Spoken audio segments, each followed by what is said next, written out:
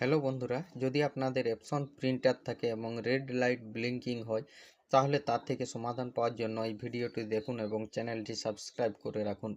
প্রথমে আমরা অ্যাডজাস্টমেন্ট প্রোগ্রামটি ওপেন করব, তারপরে রান করে নেওয়ার পর প্রিন্টার অপশানটি সিলেক্ট করে নেব।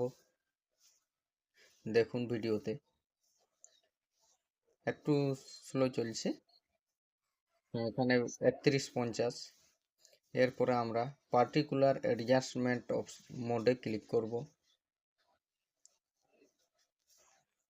ক্লিক করার পর দেখুন নিচে আসছে ওয়াশ দ্য ইঙ্ক প্যান্ট, ওটাতে ক্লিক করার পর মেন পেড কাউন্টারে ক্লিক করব, তারপরে সিলেক্ট করে নেব এবং ইনিটিয়ালাইজেশনে ক্লিক করব।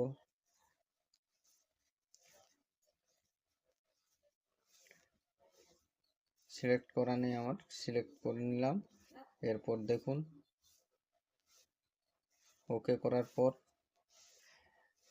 প্রিন্টারকেও অফ করতে বলছে, প্রিন্টার অফ করলাম। অফ করার পর আবার পুনরায় অন করলাম। দেখুন তারপর কি হয়।